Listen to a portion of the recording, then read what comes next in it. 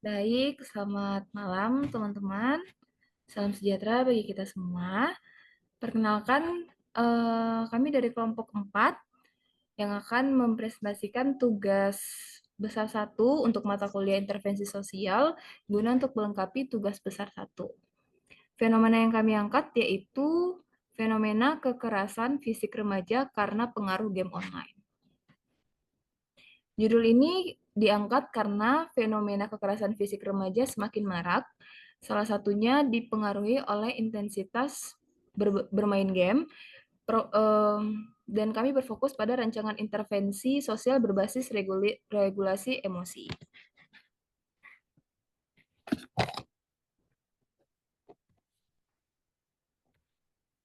Oke, kita masuk ke latar belakang. Di sini game online populer di kalangan remaja dan menjadi salah satu aktivitas digital yang paling digemari. Remaja merupakan kelompok pengguna internet terbesar di Indonesia. Game online juga tidak hanya sebagai hiburan, tetapi juga sebagai media interaksi sosial virtual. Yang kedua, dampak negatif game online. Di sini intensitas bermain berhubungan dengan meningkatnya agresivitas. Yang kedua, mendorong munculnya perilaku impulsif dan sulit mengendalikan diri. Yang ketiga, kecenderungan melakukan kekerasan dan kecenderungan melakukan kekerasan fisik di kehidupan nyata. Yang ketiga, dampak positif game online menyediakan sarana hiburan dan pelepas stres. Yang kedua, membantu remaja membangun jejaring sosial di dunia virtual, melatih kerjasama tim pada beberapa jenis permainan. Yang keempat, kondisi remaja dalam perkembangan emosional. Remaja masih berada pada tahap pencarian identitas diri dan pengendalian emosi. Kemampuan mengatur emosi belum matang sehingga rentan dan mudah marah. Yang selanjutnya, frustasi kecil dapat memicu reaksi agresif atau tindakan kekerasan. Yang kelima, pentingnya regulasi emosi. Regulasi emosi membantu remaja mengenali, memahami, dan mengendalikan emosi negatif. Kegagalan regulasi emosi berakibat pada meningkatnya perilaku agresif. Penelitian dari Jurnal Psikologi UIN, Suska Riau di tahun 2012, membuktikan regulasi emosi berperan penting dalam menekan munculnya perilaku kekerasan. Regulasi intervensi, kekerasan fisik remaja menjadi masalah sosial serius karena menyebabkan luka fisik dan psikologis pada korban, mengganggu lingkungan sekolah dan masyarakat, menurunkan citra remaja di mata masyarakat sebagai generasi penerus, berpotensi menimbulkan perilaku kekerasan yang berulang hingga dewasa. Yang kedua, intervensi sosial sangat diperlukan dengan fokus kepada yang pertama peningkatan regulasi emosi, yaitu membantu remaja mengenali, memahami, dan mengendalikan emosi negatif yang muncul ketika frustasi atau terprovokasi. Yang kedua, pelatihan komunikasi asertif, yaitu membekali remaja keterampilan untuk menyampaikan pendapat, menolak ajakan, atau mengungkapkan perasaan tanpa harus menggunakan kekerasan. Yang ketiga, pengurangan agresivitas akibat game online. Di sini melalui kesadaran dampak konten kekerasan dalam game, pengaturan waktu bermain game, dan pengalihan aktivitas kegiatan positif. Yang keempat, penguatan dukungan sosial, yaitu melibatkan orang tua, guru, dan lingkungan sekitar dalam membimbing serta mengawasi perilaku remaja. Rumusan masalah. Rumusan masalah ini diangkat dari kenyataan bahwa remaja adalah kelompok yang paling banyak menggunakan internet dan aktif bermain game.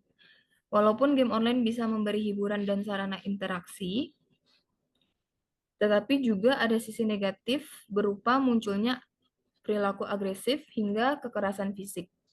Masalah ini semakin berat karena remaja masih berada dalam tahap perkembangan emosi, sehingga kemampuan regulasi emosinya belum matang, dan oleh karena itu, pertanyaan pertama berfokus pada bagaimana intervensi sosial dapat digunakan untuk meminimalisasi fenomena kekerasan fisik tersebut.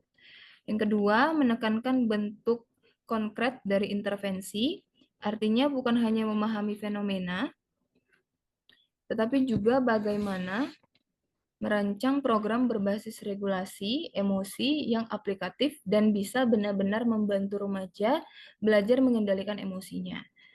Dengan demikian, intervensi sosial ini diharapkan menjadi solusi untuk menekan dampak negatif game online terhadap perilaku kekerasan remaja. Yang ketiga, tujuan intervensi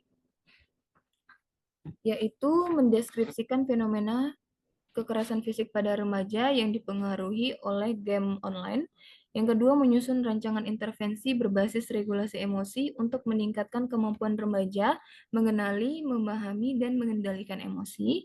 Yang ketiga, memberikan solusi psikologis yang aplikatif agar remaja mampu menghadapi pengaruh game online dengan cara sehat dalam kehidupan sehari-hari. Lanjut, untuk definisi remaja. Baik. Oke, baik, terima kasih Kak Resti. Saya Kurniadi, saya akan melanjutkan tentang definisi remaja. Remaja adalah masa transisi dari masa kanak-kanak menuju masa dewasa. Biasanya berusia antara 12 sampai 14 tahun, itu menurut WHO.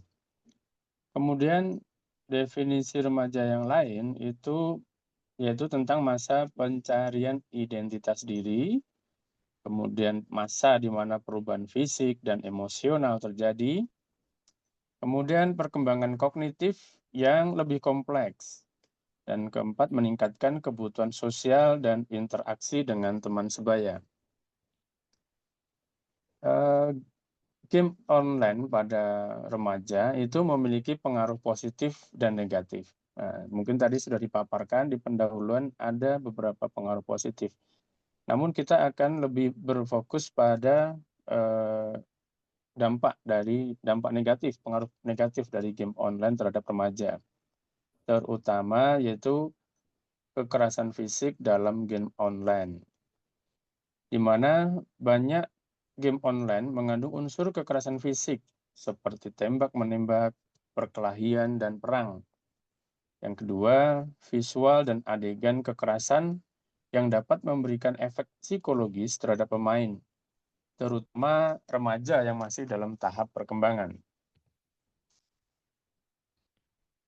Nah, pengaruh kekerasan fisik dalam game online terhadap remaja itu sangat berpotensial karena terdapat beberapa sumber berita dari TV, media sosial, bahkan itu terjadi 7 kasus kekerasan anak muda yang sempat viral di media sosial, termasuk pembunuhan Ade Sara. Itu semuanya hanya karena tentang game online. Nah, apa saja yang menjadi bentuk dari kekerasan fisik karena peran game online ini? Satu, desensitisasi terhadap kekerasan, atau kita cenderung memiliki ketidakpekaan emosi terhadap kekerasan yang nyata. Jadi artinya kita merasa apa yang terjadi bahwa itu kekerasan, tapi secara emosi itu si remaja tidak merasakan apakah ini kekerasan fisik atau enggak. Kadang-kadang dia tidak merasa bahwa itu sebuah kekerasan karena sudah terpapar di game online dan merasa bahwa oh ini biasa dilakukan di sana. Nah, jadi bukan menjadi hal yang seharusnya, sehingga disebut tadi desensitisasi terhadap kekerasan.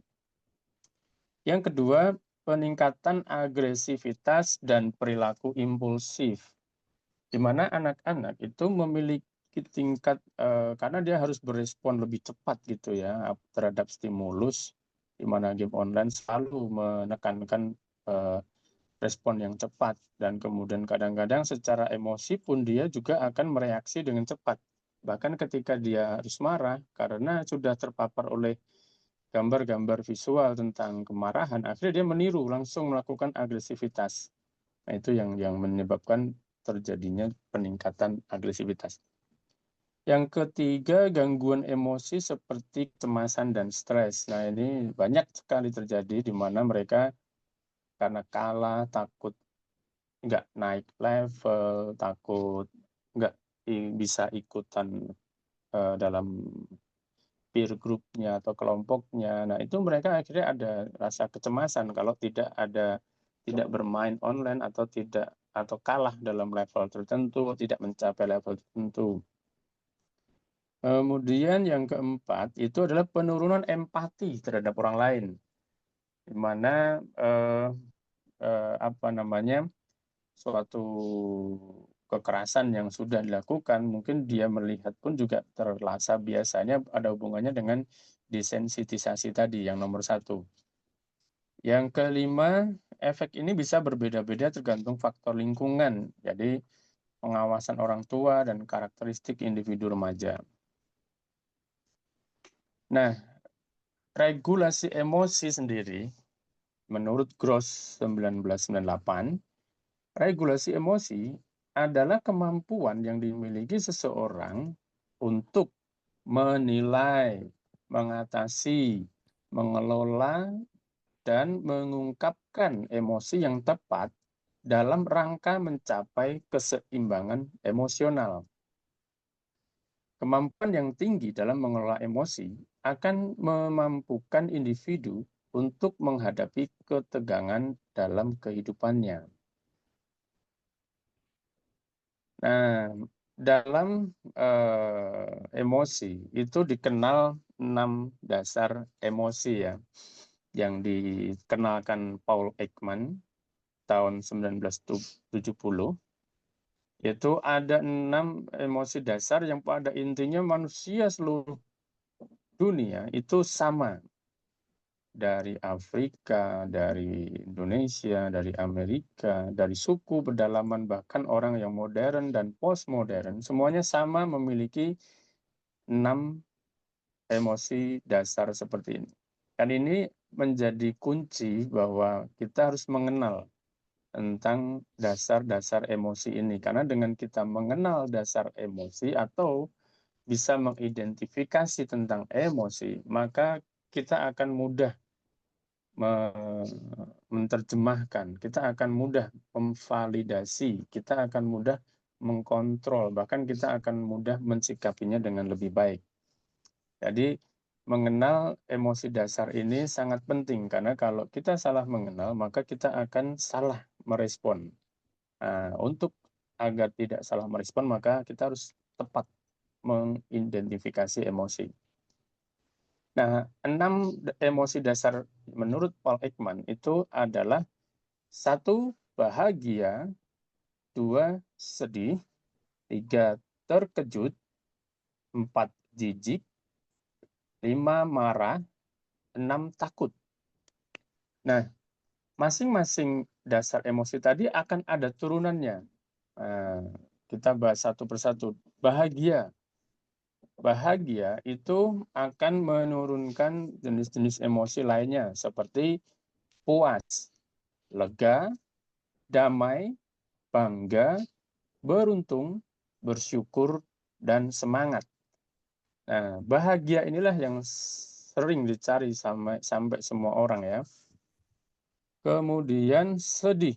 Sedih itu memiliki beberapa turunan juga.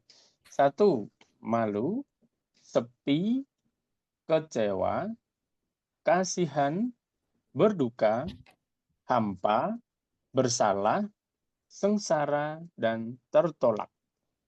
Perasaan yang sedih ini membuat orang jadi tidak mau melakukan apapun, ya. Kemudian terkejut. Terkejut itu memiliki turunan emosi di antaranya kaget, bingung, tertipu, heran, terkesima, bahkan takjub.